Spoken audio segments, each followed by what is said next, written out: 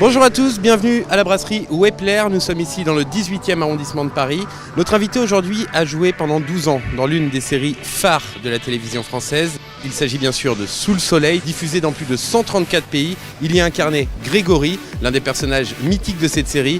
Avec ce couple, rappelez-vous, Laure, Grégory, je suis sûr que vous vous en rappelez, il nous attend à l'intérieur. Aujourd'hui, c'est un verre avec Frédéric Deban. Suivez-moi.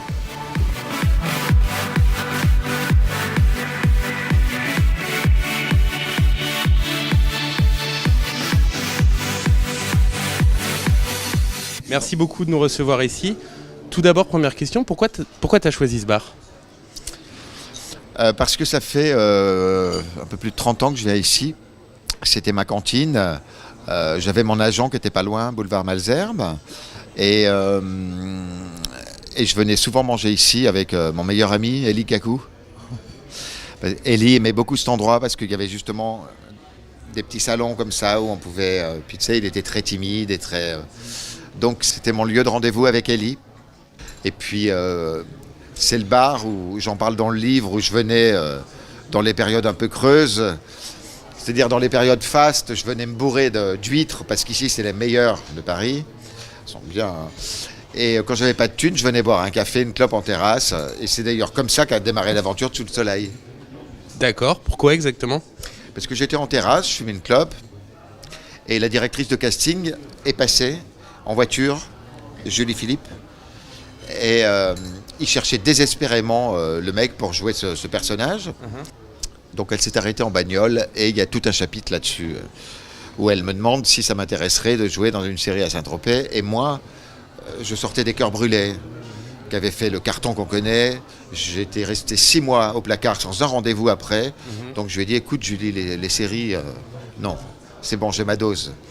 Et puis, quand elle m'a donné le nom de Roméo Sarfati, avec qui je venais de tourner Une famille formidable au Portugal, et avec qui il s'est passé des choses vraiment très très fortes, quand j'ai su qu'il jouait le rôle du frère, j'ai dit, ok, je vais aller voir les producteurs. Avec Roméo, il passait me prendre en Harley, et on est allés tous les deux.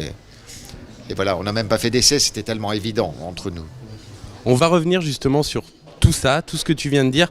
Déjà, pour commencer cette interview, parler de ton livre, Sous le soleil, pas exactement. Juste, je voudrais qu'on revienne un petit peu sur toi. Tu es né le 18 décembre 1964 à Meaux. Ça ne se fait pas de donner la date de naissance des vieilles actrices. Bah, écoute, en même temps, on l'a trouvé dans ton... Je sais pas si on la trouve dans ce livre, mais on l'a trouvé dans l'ancien. Donc, j'assume, c'est bon. Tu assumes justement. Je parle d'anciens livres. Tu avais écrit un livre à l'époque, donc en 2013, sur toi, où tu parlais beaucoup de toi. Et dans ce livre, tu parlais de justement ta naissance, etc. Et une histoire avec ta maman, il n'y a pas de secret, qui t'a abandonné, c'est ça, quand tu avais l'âge de 4 ans. Je suis arrivé à une époque charnière, il y a une dizaine d'années, où il me manquait quelque chose. Je prenais pas de plaisir, je prenais plus de plaisir. Et moi, quand je prends pas de plaisir, je débande. Tu vois, donc je me barre ailleurs. Et j'avais tourné une émission pour TF1 qui s'appelait Vie ma vie, avec Laurence Ferrari. D'accord. Le principe, c'est de prendre la place d'un boulanger, d'un charcutier, d'un machin. Et là, en l'occurrence, c'était pour prendre la place d'un éducateur dans une maison de délinquants à Chartres. D'accord. Voilà. Donc j'avais pris sa place pendant 48 heures. Mireille Dumas avait vu cette émission et elle me courait comme une folle après. Elle m'a couru pendant 6 mois après parce qu'elle voulait absolument me recevoir, parce qu'elle était restée sur sa faim, parce que j'avais évoqué un petit peu mon enfance, évidemment, par rapport au sujet. Et on ne dit pas non à Mireille Dumas. Donc il y a un moment où j'ai craqué. Le seul problème, c'est que je me suis retrouvé sur le plateau. Il y avait François Berléand qui venait pour son livre sur son père, L'homme invisible. Il y avait Michel Bernier qui venait pour une pièce. Il y avait les frères Mallet. Il y avait le fils de l'architecte Putman. Et il y avait moi qui n'avais absolument aucune promotion à faire. Je n'avais rien à vendre. Et comme ça se passe bien souvent dans ce genre de cas, tout le monde est interviewé. Et toi, tu es là comme un con, tu as les mains moites et tu te dis de quoi je vais bien pouvoir parler. Voilà. Et Mireille m'a branché tout de suite. Elle m'a dit, j'ai vu l'émission que vous avez tournée où vous parlez un peu de votre enfance. Donc, Mireille est une accoucheuse de mots. Je suis allé un peu plus loin dans le débat. Et à la fin de l'émission, François Berléand, qui a été très touché par ce que j'ai dit, est venu me voir et m'a dit « Écoute Frédéric, est-ce que tu as déjà pensé à l'écriture ?» Et je lui ai dit « Non, François, ça fait quelques années que je fais l'acteur, je suis trop occupé avec les mots des autres pour me consacrer aux miens, si tant est que j'ai quelque chose à dire ou à écrire. » Il me dit tu devrais écrire là-dessus parce que tu en parles magnifiquement bien. Et comme je suis un garçon très obéissant, je l'ai écouté, j'ai essayé. Et j'ai refilé mon manuscrit chez Lafon, il m'a pris tout de suite. J'adore cette expression que j'avais entendue dans une autre interview où tu dis que les comédiens, bah oui, voilà, ils jouent les autres et toi tu décides de te confier, tu parles beaucoup dans tes livres, que ça soit dans le précédent ou dans celui-là. Pourquoi ? Le sujet était suffisamment fort et chargé en émotions pour que je laisse glisser ma plume et que je me laisse aller à mes mots et à mes émotions. Maintenant, pour celui-là, j'étais assez réticent pour l'écrire parce que, comme je l'explique à l'intérieur, ça n'a pas été le bonheur total de tourner ça pour moi. Tout simplement parce que je n'étais pas à ma place, c'était pas fait pour moi. J'étais pas dans le bon costume. Ou le costume était bon, mais j'étais pas le bon acteur. D'accord. Tu vois. Mais j'écris dans le livre que, comme dans la vie, moi je suis capable de dire je t'aime à quelqu'un en 30 secondes. Tu vois. Et là j'ai dit je t'aime trop vite, j'ai signé trop vite. Mais bon, je suis un mec qui est plutôt professionnel. Quand je signe, je vais au bout du contrat. Mais je me suis rendu compte en arrivant que déjà j'avais 30 ans quand j'ai signé, je devais en faire 20. Les dialogues, c'était pas du tout ça. On était dans des dialogues de post-adolescents. Le pitch, j'y croyais pas trop. Cette bande de jeunes, ils travaillent pas, ils ont des baraques sublimes, des villas sublimes. Bon, bref, j'ai fait le job. En fait, j'ai écrit ce livre parce que je me suis rendu compte que, logiquement, quand tu crées, que ce soit l'écriture, que ce soit la chanson, que ce soit la comédie, il faut que tu trouves du bonheur, tu vois. Il faut que quand tu te lèves le matin, t'aies la gaule. Pardon, mais... Et là, tu l'avais pas. Sur le tournage de Sous le soleil, tu l'avais pas. Du tout. Jamais. Je l'avais en termes de relations amicales avec mes camarades. Mais dans le travail en soi, non, ça a toujours été beaucoup dans la difficulté. Tu vois, parce que en fait, pour moi, c'était trop aseptisé. D'accord. Et moi, je suis un garçon qui est assez cérébral et c'était complètement axé sur le physique. Et là, c'était trop lisse pour moi. C'était trop en surface. Tout devait être beau, les images devaient être belles. Je devais sourire toutes les 2 minutes. J'ai horreur qu'on me dise de sourire. Je ne souris jamais en photo. Je souris dans la vie, mais pas sur commande. Et là, il fallait toujours que ce soit que dans le positif. Qui plus est, les mecs étaient traités d'une manière très... les 3 filles avaient vraiment la part belle sur ce tournage, tu vois. D'accord. Mais TF1 aime bien victimiser les mecs, en général, dans les rôles. Ils aiment bien en faire pas des losers, mais des mecs qui sont plus ou moins bien dans leur peau. Mais il faut que ce soit fait d'une manière lisse. Alors, je suis bien placé pour savoir que quand tu es mal dans ta peau, je dis là-dedans, c'est chiant d'être un écorché vif, quoi, et de le vivre au quotidien, tu vois. Donc, tout ça était trop lisse pour moi. Mais c'était pas de leur faute, c'est juste moi qui aurais dû... Mais maintenant, quand tu vois les chiffres, une diffusion dans 134 pays, une série qui a cartonné, qui a très bien marché, ça te donnait pas quand même un petit peu de, je sais pas, de bonheur ? Non. D'accord. Non. Moi, ce qui m'intéresse, c'est de rentrer dans l'univers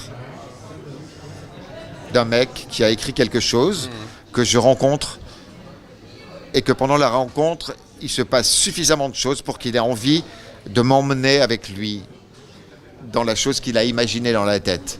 Là, je suis partant, tu vois. Mais c'est quelque chose de plus personnel et de plus intime. Ça relève plus de l'intime, tu vois. Et surtout d'un univers. En fait, ce qu'on a l'impression, là, ce que tu es en train de dire, c'est un petit peu cette définition de l'acteur dont on rêve peut-être en début de carrière. Et c'est beau de dire ça aujourd'hui, de ce côté artistique de l'acteur, ce pourquoi on a envie de devenir acteur. Ce que t'aimes pas, c'est le côté superficiel de tout ce qui tourne autour, si j'ai bien compris, de ce que deviennent certaines personnes à partir du moment où ils connaissent la célébrité, par exemple. Moi, je dis jamais que je suis acteur, je dis je fais l'acteur. Il y a une très très grande différence. Faire l'acteur, c'est être en état d'interprétation. Mais tu as des gens qui ne sortent jamais de ça. Moi, quand je tourne une scène, je sors du plateau, j'ai fini. Je redeviens ce que je suis dans la vie. T'en as, ça continue hors plateau, tu vois. Ils sont acteurs dans la vie aussi. Bon, je les fuis. On reviendra sur Sous le soleil quand même et sur ce livre, mais je voudrais qu'on revienne un petit peu sur d'autres rôles que tu as eus. Ton premier rôle au cinéma, c'était une réplique face à Alain Delon, c'est ça ? Alors, pas tout à fait. C'était une réplique. C'était par pitié, je vous en supplie. Je m'en souviens. Et en fait, je m'adressais à Jean-François Stévenin. D'accord. Et en fait, Delon arrivait et il me sauvait la vie. Donc, on était quand même ensemble à l'écran. Et il s'est passé une chose, parce que je n'avais pas décidé de faire l'acteur du tout. Hein. Comment c'est arrivé ça ? J'avais une agent à l'époque. Elle me dit, écoute, j'ai montré une de tes photos à un réalisateur qui s'appelle José Pinheiro. Et il voudrait beaucoup te voir pour... c'est un tout petit rôle avec Alain Delon. Je dis, allons-y. Je suis allé, on a parlé 5 minutes. Il m'a dit, c'est bon, je te prends. Je lui ai dit, tu me fais pas faire d'essai. Il me fait, attends, il y a une phrase, je pense que tu vas être capable de la dire. Et ce qui m'a donné la première envie, c'est que, tu sais, tu tournes une scène, et puis le lendemain, tu dois venir pour tourner les raccords dans les axes différents. Mais entre-temps, Delon, comme c'est lui qui produisait, voit ce qu'on appelle les rushs. Et il a vu la rush, les rushs de ma scène. C'est Alain Delon quand même. Il est obligé de rien. Il est venu me voir à la cantine et il m'a dit, j'ai visionné ta scène cet après-midi, je te conseille de continuer parce que c'était formidable. Dans une réplique. Je suis rentré chez moi, Oui. tu vois, je touchais pas le sol. Alors, deuxième rencontre déterminante, Cyril Collard. Court-métrage, Alger la Blanche, c'est ça ? La Blanche. Alors, Cyril, univers Maurice Pialat. Maurice Pialat, moi, mon univers, voilà, ça va t'en dire long par rapport à une série comme Sous le soleil. Mon univers, c'est Maurice Pialat, c'est John Cassavetes, c'est Woody Allen. On est loin de Sous le soleil, je reconnais. Absolument. Et j'ai fait Alger la Blanche. Et Cyril a fini de me convaincre que j'avais envie de faire ce métier. Il m'avait donné un conseil à l'époque. Il m'avait dit ne tourne pas de série télé. Et tu l'as fait. Et je l'ai fait. Bon, t'as quand même fait des belles rencontres sur cette série. Ben, tous les gens qui sont là sont des belles rencontres. Tonia est une rencontre absolument magnifique. Stéphane, ça va au-delà de la rencontre magnifique. Il y a eu Marie-Christine Adam, qui est une actrice que j'adore. Bénédicte Delmas, qui est formidable. J'ai rencontré des jeunes aussi, comme Nadège, comme la nièce de Marlène Jobert. Alors ça, c'était dans la suite. C'était dans la suite en 2013, Sous le soleil de Saint-Tropez. Alors pourquoi tu réacceptes d'y retourner alors qu'il y en a plein ? Bah justement, Bénédicte Delmas n'a pas voulu reprendre la série. On s'était fait la promesse avec Stéphane, parce que on s'était parlé quelques jours avant sa mort. Alors là, tu parles de Stéphane Slima, oui. qui jouait avec toi dans la série, qui est décédé il y a bientôt 4 ans. Il ne voulait pas y aller parce que on lui proposait 4 jours de tournage. D'accord ? Très courte apparition. Alors que Mademoiselle Blondiot en avait 20. C'est un peu normal, elle était à l'écriture, donc elle s'est bien servie. Et c'est pas ma grande copine, hein, du tout. Hein. Du tout. Ah bon ? Ah, pas du tout, non. C'est la seule qui m'a fait chier pour la couverture du livre. Je pense qu'elle n'a pas du tout apprécié que sa photo soit plus petite que celle de Nadège Lacroix. Qui plus est, elle voulait que je lui fasse un compte-rendu du contenu du livre. Je lui ai envoyé un mail en lui disant que c'était pas la gardienne du temple et qu'elle avait été à la tête du spin-off. On a vu ce que ça a donné. Pourtant, j'avais lu que tu disais d'elle qu'elle était ton idéal masculin. Ça m'avait fait un peu sourire. Le portrait que j'ai fait là-dedans, je parlais de la fille que j'ai connue il y a 20 ans. D'accord, ok. Si j'avais un portrait à écrire aujourd'hui, il serait totalement différent. D'accord. Bon, mais elle était marrante cette phrase quand même. Pourquoi idéal masculin ? Parce que je trouvais qu'elle avait un côté très garçon manqué et que je suis pas spécialement raciste. Donc. D'accord. On a compris, mais c'est bien dit. Moi, je voudrais revenir encore un peu sur ces acteurs. On a vu beaucoup de choses se dire sur Sous le Soleil, beaucoup de choses se dire sur les acteurs. On aime bien toujours chercher un peu la vie des des conneries comme la malédiction. Voilà, ce mot malédiction qu'on lit partout. Mais en même temps, quand on regarde en détail, c'est vrai qu'il y en a qui n'ont pas eu de chance. Ouais, c'est vrai. Mais si tu vas par là, Stéphane, Éric Chabot sont morts. Logiquement, sur la liste, je suis le 3e. Non, il y avait beaucoup J'ai d'acteurs. pas du tout l'intention de leur faire ce plaisir. Non, mais je pense même, par exemple, Mallory Nataf, toute l'histoire qu'il y a eu autour de... Enfin, c'est elle qui est venue dire qu'elle était SDF. Déjà, c'était vrai? Alors, écoute, Mallory, j'ai beaucoup de mal à en parler parce que je l'ai très très peu connue. D'accord. Je sais que c'était quelqu'un qui était complètement barré, mais barré dans le bon sens. Elle était ailleurs. Ça me plaisait beaucoup chez elle. On dit toujours que les gens qui rient trop fort, qui parlent trop fort, ont quelque chose à cacher.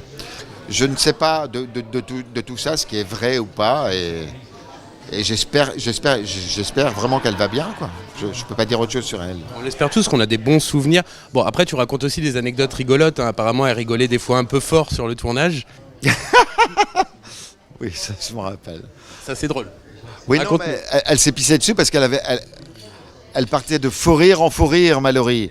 Mais bon, elle avait une mini-jupe rouge ou rose. Il n'y en avait qu'une, parce que c'était le début, ils n'avaient pas beaucoup de thunes. Donc c'était le soir sur la plage, et il y avait... T'avais les coiffeuses qui étaient là avec le sèche-cheveux, parce que à chaque réplique, elle pouffait de rire. Je me souviens pas de la réplique, mais elle se pissait dessus, quoi. On se dit, je me pisse dessus de rire. Mallory, c'était ça. Elle le faisait, elle.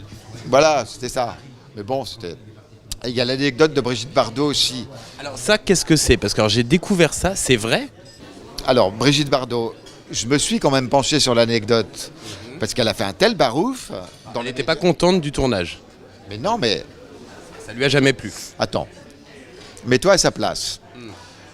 J'ai du mal. Une femme comme Brigitte Bardot, qui est un mythe, qui décide d'arrêter, parce qu'elle en a ras le cul de faire du cinéma, qui va s'installer dans un petit village de pêcheurs, qui à l'époque n'était que Saint-Tropez, c'était pas connu, c'est elle qui a fait connaître Saint-Tropez. Elle va s'installer au bout de la baie des Canebiers. 20 ans après, tu as 300 personnes qui débarquent pour tourner une série qui en plus va faire un succès mondial à 100 mètres de chez elle. Tu connais les principes des tournages, tu as les assistants qui barrent la route. Et là, Brigitte, à moins de prendre un bateau, elle ne peut plus aller faire ses courses, quoi. Donc, et en plus, je ne retire pas qu'elle roule comme une malade. Il y a des figurants qui ont réagi sur les sites en disant, je vous confirme que Madame Bardot roule comme une hystérique. Alors bon, moi j'ai un peu transformé l'histoire. C'est vrai que j'ai été un peu hard parce que je l'appelais Cruella. Si tu veux, j'ai un peu caricaturé le truc. En référence au 101 Dalmatien. Voilà. Et je l'ai un peu traité d'hystérique. Mais bon, elle s'est énervée. Alors, la presse à scandale, c'est devenu... Brigitte Bardot a voulu assassiner Frédéric Deban. Moi j'ai lu ça. Oui, non, mais c'est des grands malades. D'accord.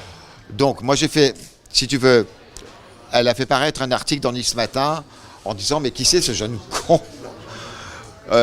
qui parle de moi pour faire vendre des livres et pour faire le buzz? Mais c'est elle qui a fait le buzz en fait, parce qu'il y a eu des millions de vues sur ce truc-là. D'accord. Donc je lui ai fait une réponse via Nice Matin en lui disant, écoutez, vraiment, je vous aime beaucoup. Et en plus, on a eu un très très grand ami en commun qui est décédé maintenant, qui bossait à la SPA. Moi-même à l'époque, j'étais parrain de la SPA. Donc j'ai dit, bon, je suis peut-être allé un peu fort dans mais c'est du Tex Avery, quoi. C'est du... Non, mais les premiers responsables, c'est la presse People, là, qui ont changé entre dire qu'elle roule vite et dire qu'elle t'a foncé dessus en voiture pour te tuer. Mais bien évidemment, de toute façon, elle n'a pas porté plainte, donc ça va, c'est passé. Cela dit, de toi à moi, je suis pas le roi de l'anecdote, hein, je suis pas... Il faut vraiment que ça me fasse marrer. Tu verras, il y en a 3 dedans. Il y a celle du plongeon, avec... Alors, il faut y venir, parce que c'est l'une des scènes les plus connues de la série. C'est la scène mythique. Voilà, la scène mythique de la série. Qu'est-ce qui s'est passé ce jour-là? Le truc, c'est que déjà, on était en plein hiver. Bon, ce qui arrivait souvent, puisqu'on tournait que l'hiver. Parce que l'été, c'est pas possible. Elle va rejoindre son mec. Donc, elle quitte Stéphane Slima, Alain Dulac, qu'elle doit épouser. Et elle est amoureuse de moi, donc elle plonge dans les eaux dégueulasses de Saint-Tropez, parce que les eaux du port sont absolument dégueulasses. La robe de mariée pèse un âne mort. Elle pesait un peu 300 kilos, quoi. Ouais. Et moi, avec une banane jusque-là, je suis sur le bateau et je dois la faire monter comme si je faisais monter une plume sur le bateau, tu vois. Et tu avais les assistants qui étaient sous l'eau, qui la poussaient au cul pour pouvoir... Et Bénédicte... Elle aime pas qu'on la touche. Mais elle supporte pas.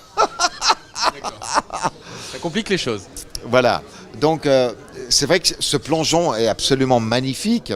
L'idée est très belle et très romantique, très comme il voulait que ce soit. Mais cette anecdote est très drôle. Vraiment très drôle. Mais on en trouve du coup des anecdotes drôles même. Est-ce que vraiment aujourd'hui tu gardes un mauvais souvenir, même par exemple de la ville de Saint-Tropez ? Mais pas du tout. Pas du tout. D'accord. En fait, je vais te dire, ce livre n'est absolument pas à charge contre la série. Du tout. J'ai décidé de faire témoigner tous mes camarades.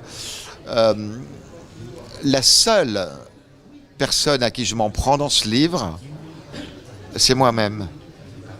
D'accord. Tu vois, j'explique les choses. J'explique pourquoi ça n'a pas été simple pour moi. J'explique que j'étais pas dans le bon costume. J'explique que j'étais certainement pas le bon acteur pour interpréter cette série. Ce qu'il faut que tu saches quand même, c'est que sur 400 épisodes, je n'en ai tourné que 40. Comment ça ? Parce que j'ai pas voulu tourner tout. J'avais besoin de partir tout le temps, voir ailleurs ce qui se passait. Et ce qui est fou, c'est que c'est mon couple avec Bénédicte, en 40 épisodes, en ce qui me concerne, qui est devenu le couple mythique de la série. C'est sur cette image-là de ce couple qu'ils ont vendu la série dans 130 pays. D'accord. C'est quand même fort en 40 épisodes. Est-ce que c'est vrai qu'il y a des projets... Alors j'ai lu ça, certaines personnes ont dit ça, qu'il y avait des projets de suite, encore. Non mais là il faut arrêter là. Ah, t'étais pas au courant ? Non, et puis en plus je ferai pas partie du... Ah ok. Là au moins c'est dit. À moins qu'ils aient un quota pour engager les handicapés, je sais pas si je ferai partie des distributions. Non, mais pour moi il en est hors de question. Le tournage du spin-off, en ce qui me concerne, était une telle catastrophe que... Voilà. Si, je ne te dis pas, si tout le monde était d'accord pour revenir, à la limite, je sais pas. Non, parce qu'avec elle, ça passerait pas. Non, j'ai pas envie de la revoir. Okay. Elle, c'est Adeline Blondiot, hein, d'accord. Je voudrais revenir aussi sur quelque chose qui t'est arrivé le jour de tes 50 ans. T'en as parlé il y a pas longtemps sur France Télévisions avec Sophie Davant. T'en parles dans le livre. C'est cette sourdité soudaine qui arrive le jour de tes 50 ans. Oui. Tu te réveilles et il te reste t'as perdu 100% de l'oreille droite et 30% de l'oreille gauche. Oui. Comment tu le vis sur le moment ? Alors, la veille, je m'éclate sur l'album de Michael Jackson. Et le lendemain, je me réveille. Les gens me parlent autour de moi, j'entends rien. Donc, ils comprennent pas. Ils se mettent devant moi, ils me disent « Oh, je te parle ». Je fais « Attends, parle-moi ». J'entends rien. Je ne sais pas ce qui se passe. Je ne sais pas du tout ce qui se passe. Je me fais hospitaliser au CHU d'Orsayville, pendant 10 jours. Ils me font toute une batterie d'examens, des scanners, des IRM, des échographies, prise de sang, pour voir si j'ai pas de syphilis, parce que ça peut venir de là aussi. Ils ne trouvent rien. Je sors de là, et pendant 5 mois, je suis lâché dans la nature. Comme ça. Aucune réponse. Sans traitement. Ben non, ils n'ont rien trouvé. Sans traitement, sans rien. Écoute bien. Je décide de communiquer sur un magazine. Quand elle a lu cet article, une fan belge, qui est boulangère à Liège, qui s'appelle Lucia, m'a envoyé un message sur Facebook en privé en disant « Écoute Frédéric, je suis vraiment désolé de ce qui t'arrive. Ma mère a un ORL qui est absolument formidable à Bruxelles.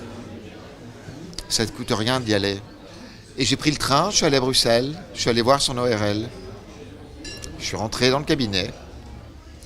Mec au demeurant pas sympathique du tout, ce qui m'a surpris pour un Belge. Le mec me dit fermez les yeux. Écoute, quand je suis rentré dans le bureau, il a vu ce que j'avais immédiatement. Hein. Écoute bien, au bout de 5 mois, Et j'ai vu les plus grands spécialistes de Paris, avant. Il m'a dit de fermer les yeux et de faire un demi-tour sur la droite. Je l'ai fait et j'ai eu un léger déséquilibre. Il m'a dit, mais attendez, il y a quelque chose que je ne comprends pas. J'ai votre dossier médical sous les yeux, ça fait 5 mois que vous consultez. Vous avez été hospitalisé 10 jours et on ne vous a pas détecté. Alors, je vous dis, vous avez une labyrinthite aiguë. C'est-à-dire que détecter une labyrinthite aiguë pour un ORL de base, pas un grand professeur, c'est l'équivalent de détecter une angine ou une rougeole chez un bébé. D'accord ? Donc, ils m'ont laissé 5 mois avec cette infection. Ça m'a détruit complètement l'oreille interne et ça a commencé à ravager l'autre. Donc, le mec m'a dit, je vais vous donner un traitement de cheval pour enrayer l'infection, mais vous ne récupérerez jamais cette oreille et celle-là, je ne vous garantis pas que ça va s'arranger. T'imagines ? D'accord. Donc, je vais bien évidemment déposer plainte contre la médecine française. Je ne vais pas me gêner. Je ne peux pas faire autrement. Non, mais bien sûr. Il va bien falloir que je vive. Ouais. Tu vois, si on se réfère à mon CV, j'ai fait une centaine de films. J'ai que 50 ans, je suis à la moitié de ma vie. Peut-être que je pourrais faire 50 films après. Sauf que là, je ne peux plus. Parce qu'ils ont mal fait leur boulot. J'ai beaucoup de respect pour la médecine, par ailleurs. Mais là, ils sont carrément plantés, tu vois. Oui, plantés, ça a eu des conséquences, parce que tu as continué à perdre. Exactement. Ouais. Donc voilà. Ton témoignage, il est important, parce qu'aujourd'hui, je crois qu'il y a 7 millions de personnes qui entendent très mal en France. Et finalement, il y a rarement des gens qui en parlent. En tout cas, des gens connus, non. Oui, voilà, c'est vrai. Mais pourquoi t'en parles pas ? Parce que quand tu annonces que tu as un problème médical, tout de suite, les gens t'imaginent. Imagine que tu as fait un AVC, que tu es bloqué de la moitié de la gueule, et que, tu vois, c'est un handicap qui ne se voit pas. Si on ne se connaît pas et que tu rentres dans le bar et je sais pas, on discute, machin, tu vois pas. Mais ça s'appelle un handicap. C'est un handicap. Mais c'est un handicap dont on parle peu. Est-ce que tu as l'intention d'en parler ? Peut-être plus que... Je suis en train d'écrire, j'ai déjà bien avancé, je suis en train d'écrire mon prochain livre que je ne vais non seulement écrire, mais que je vais jouer sur scène. D'accord. Voilà, ça s'appelle Journal d'un malentendant et c'est malentendu. Beau titre. Oui. Et je vais être seul en scène, avec mes mots, avec mes émotions, parce qu'il n'y a pas que du pathos là-dedans. C'est vrai que c'est hyper difficile à vivre parce que tu as un tracteur dans la tête du matin au soir. Mais il y a des situations très, très cocasses et très drôles. C'est quelque chose de très scénique. Je peux monter sur scène. Je peux monter sur scène avec ça et je vais le faire. C'est mon prochain projet. Le seul rêve de comédien que j'ai à l'heure actuelle et que j'avais avant ça, c'était de me retrouver sur scène seul. Je ne te parlerai pas de stand-up parce que j'en ai ras-le-bol de tous ces anglicismes de merde qui nous font chier la vie. Je te parlerai d'un seul en scène. Voilà. Il y a beaucoup de choses à raconter.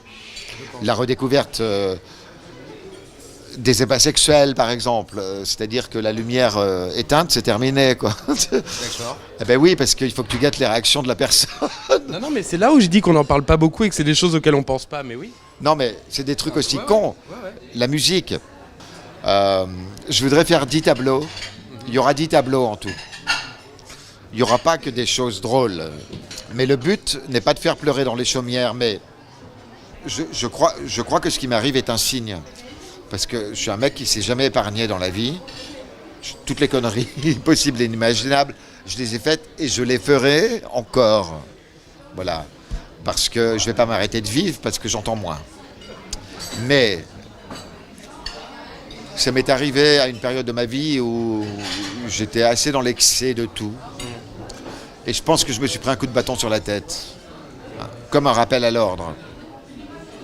Tu as une merde dans la tête qui s'appelle les acouphènes.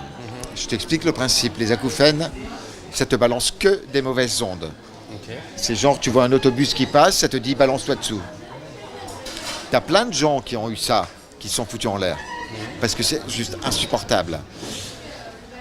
Ton boulot à toi, c'est de faire en sorte que le positif prenne le dessus sur le négatif. pour ça, il faut avoir des passions, il faut être occupé. Quand j'écris, je n'ai pas d'acouphènes, je ne les entends pas. Et j'imagine que sur scène, je ne les entendrai pas non plus. Tu peux tomber amoureux aussi, il paraît que ça marche très bien. C'est vrai ? Ouais. Alors on va finir sur cette belle parole et on a hâte en tout cas de voir ça sur scène et de voir le livre. Vraiment. Ça sera pour quand à peu près ? Début 2017. Merci beaucoup de nous avoir reçus ici en tout cas. Je t'en prie, c'était un plaisir. On va bu un verre avec nous, enfin un café. Ouais, je t'ai vu, je l'ai pas bu. Ouais, pas encore d'ailleurs, mais ils l'ont pas vu eux. Merci beaucoup, à bientôt, merci.